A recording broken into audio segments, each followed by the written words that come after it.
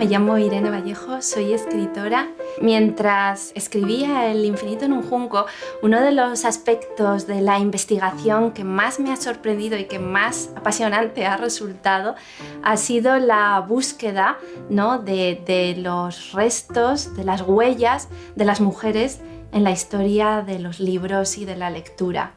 Creo que las mujeres han sido un eslabón importantísimo en la educación y en la transmisión de conocimientos. Para mí ha sido una sorpresa descubrir que a pesar de todos esos obstáculos, de esas imposibilidades, ¿no?, de la obligación de quedarse dentro de las paredes de su casa y no poder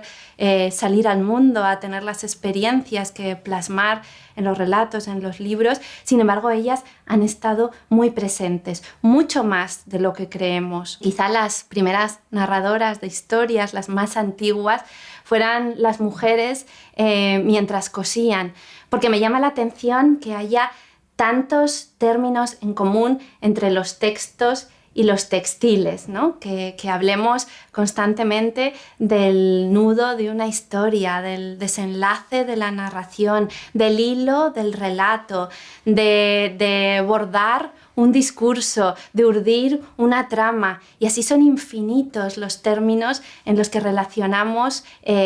coser y narrar. Mi teoría, mi hipótesis es que las mujeres fueron las narradoras por antonomasia en los primeros momentos de la oralidad,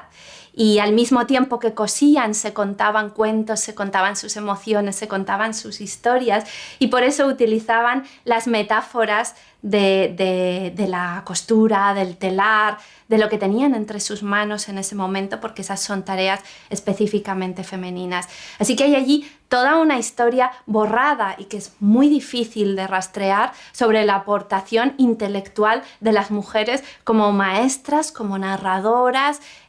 como enseñantes de sus propios hijos. De hecho, en el mundo romano, los hombres preferían que las mujeres se educasen, y como querían que los niños de su familia fueran los futuros líderes políticos, los oradores, los abogados, tenían interés en que aprendieran a hablar gracias a mujeres que estuvieran formadas y que tuvieran conocimientos y que hubieran leído.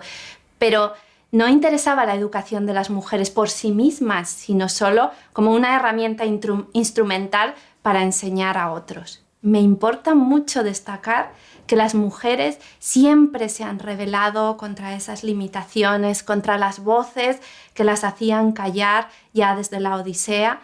y han creado mucho más de lo que yo esperaba. Y me parece fascinante, por ejemplo, un hecho bastante desconocido, que el primer texto de la historia, el más antiguo conocido con nombre propio, es decir, no anónimo, lo firma una mujer, una sacerdotisa acadia que vivió hace aproximadamente 4.300 años y que se llama Enheduanna. Esta Enheduanna escribió antes que Homero, antes que el autor del poema de Gilgamesh, y nos cuenta en sus himnos, porque ella escribía poesía religiosa,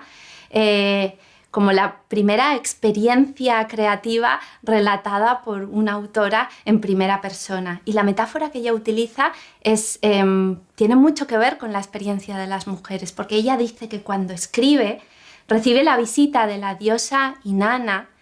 que se apodera de ella, que entra en su cuerpo, y que después de esa posesión ella da a luz las palabras. Es el parto del poema. Y esa imagen de crear como una forma de procrear es profundamente femenina y es muy emocionante. E incluso en sociedades tan misóginas como fue la de los griegos en la antigüedad,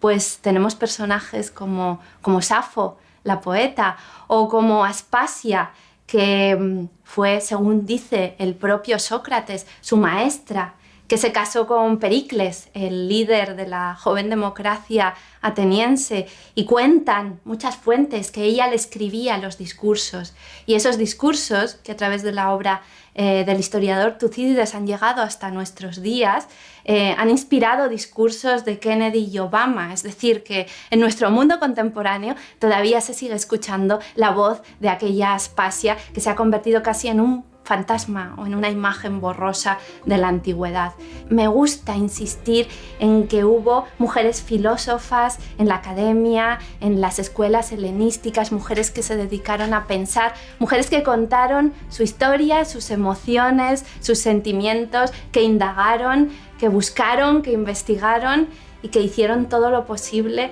por dejar huellas. Y creo que rescatar toda esa herencia es muy importante también por las niñas que hoy están estudiando, que hoy están aprendiendo y que serán las creadoras de mañana, que sepan que hay detrás toda una historia, que hay unas predecesoras y que el papel de las mujeres como intelectuales, aunque haya sido silenciado y haya quedado en la sombra, es importantísimo y ahora estamos intentando rescatarlo para que nunca más vuelva a caer en el olvido.